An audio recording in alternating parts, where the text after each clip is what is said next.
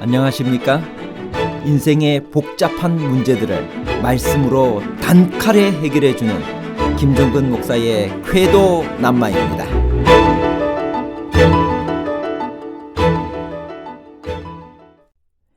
영감된 성경인 역대기는 수많은 일반 기록들을 인용할 수 없나요? 아니면 역대기의 문서들 중에는 선지자들의 글들과 일반적인 왕조실록을 인용할 수 있나요?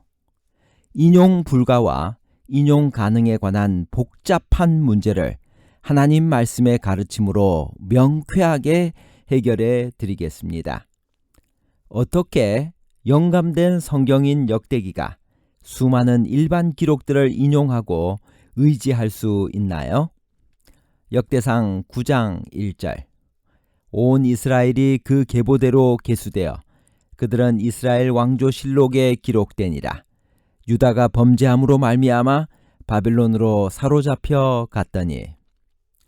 역대기 기록 방식의 가장 큰 특징 중에 하나는 출처를 밝히며 다양한 자료를 인용하고 있다는 점입니다. 역대상 9장 1절은 역대기에서 그러한 방식의 기록을 확인할 수 있는 첫 번째 케이스입니다. 역대기가 인용하고 있는 자료는 크게 두 종류로 나눌 수 있습니다. 하나는 왕들의 통치에 관한 기록이고 다른 하나는 선지자들이 남긴 기록입니다. 역대기에 언급된 그 자료들 전체를 정리해보면 다음과 같습니다. 먼저 왕들에 관한 기록입니다. 이스라엘 왕조실록, 다윗 왕의 역대지략, 이스라엘 열왕기, 유다와 이스라엘 열왕기, 이스라엘과 유다 열왕기, 이스라엘 왕들의 행장. 두 번째로는 선지자의 기록입니다. 선견자 사무엘의 글, 선지자 나단의 글, 선견자 갓의 글, 선지자 나단의 글, 실로 사람 아비야의 예언, 선견자 잇도의 묵시책, 선지자 스마야와 선견자 잇도의 족보책, 선지자 잇도의 주석책, 예후의 글, 우시아에 관한 이사야의 기록, 이사야의 묵시책, 호세의 사기. 다윗에 관한 기록은 다윗 왕의 역대지략, 선견자 사무엘의 글, 선지자 나단의 글, 선견자 갓의 글은 모두 다윗에 관한 기록입니다. 이것을 통해 우리는 또한 다음과 같은 사실들을 알게 됩니다. 첫째로 성경의 본문 이외에 많은 기록들이 있었다는 사실입니다. 둘째로 성경 기자들이 그런 기록들을 많이 참고하였다는 사실입니다.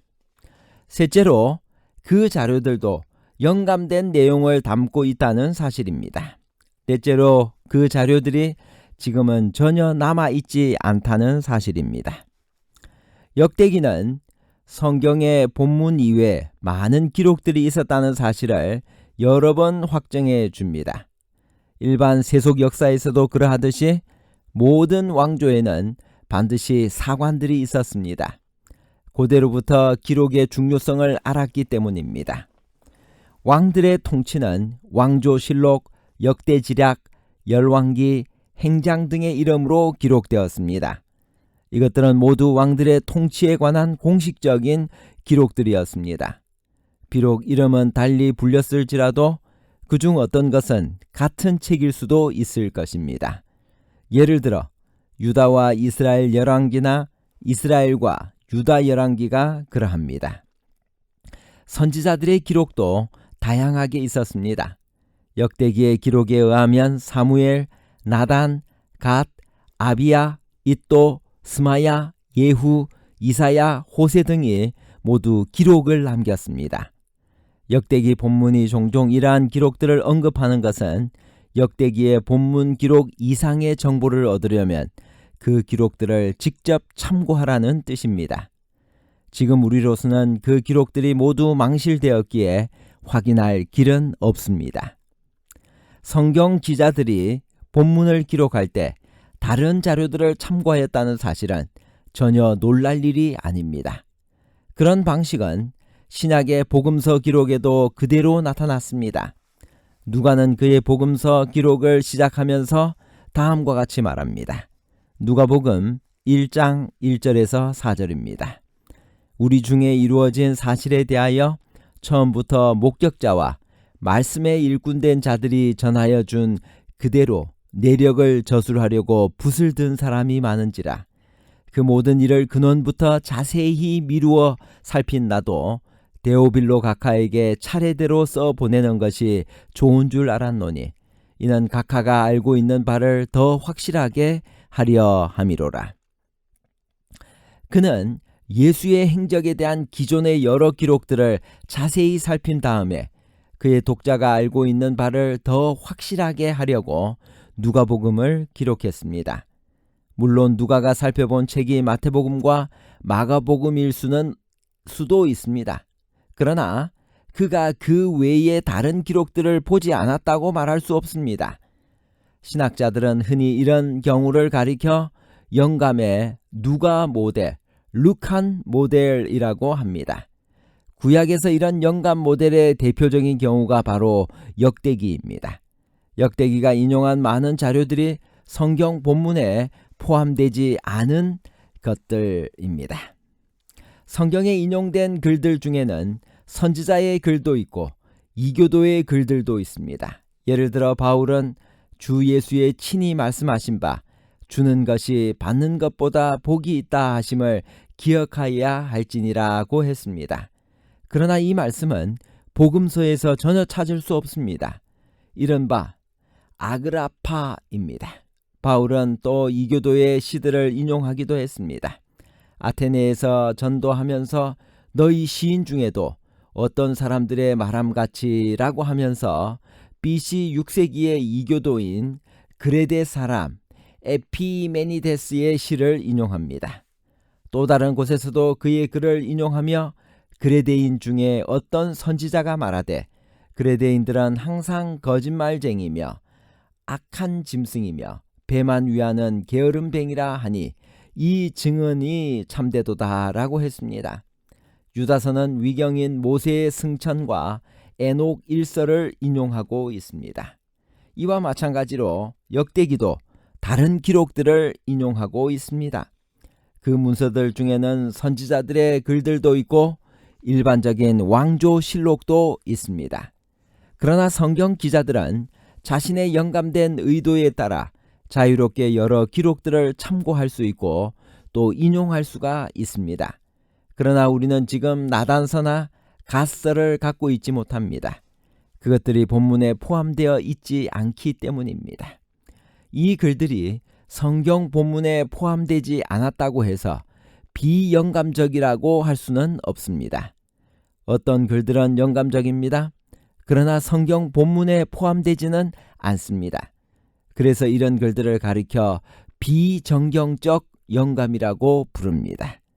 역대기에 인용된 글들 중에는 이런 비정경적 영감도 많습니다.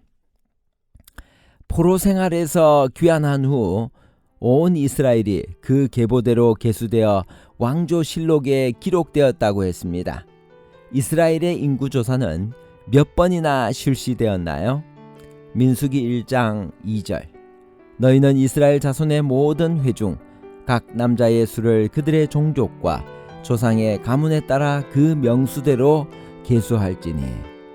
성경에는 이스라엘 전체를 대상으로 인구조사를 한 것이 4번 기록되어 있습니다.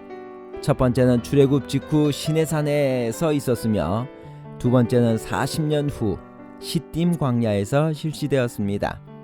세 번째는 다윗이 실시했으며 네 번째는 바벨론 포로에서 돌아온 후 실시되었습니다. 역대상 1장에서 9장까지 이스라엘 12지파의 계보를 소개한 목적이 무엇일까요? 역대상 9장 44절 아셀이 6 아들이 있으니 그들의 이름은 아스리감과 보그루와 이스마엘과 스아리아와 오바댜와 하나니라. 아셀의 아들들이 이러하였더라. 사람들은 바벨론에서 70년 만에 돌아온 것이기 때문에 모든 것이 혼란 중에 있었습니다. 가장 시급한 것이 정체성 확립입니다. 이스라엘 백성으로서 정통성과 택하심을 받은 백성으로서의 사명감 회복이 필요했습니다. 그래서 각 지파의 계보를 알려줌으로써 자신이 속한 지파의 계보와 자기들의 조상에 대한 자부심을 가질 필요가 있었습니다. 결론입니다. 첫 번째, 영감된 성경인 역대기의 문서들 중에는 선지자들의 글들과 일반적인 왕조실록을 인용할 수 있습니다. 두 번째, 향품과 향기름에서 얻는 교훈은 최고급 재료로 만들었고 개인적인 용도로 만들지 못했으며 개인적인 용도로 사용하지 못했습니다. 셋째, 하나님께 바쳐지는 것은 거룩하여 사람이 개인 용도로 사용할 수가 없었습니다. 감사합니다.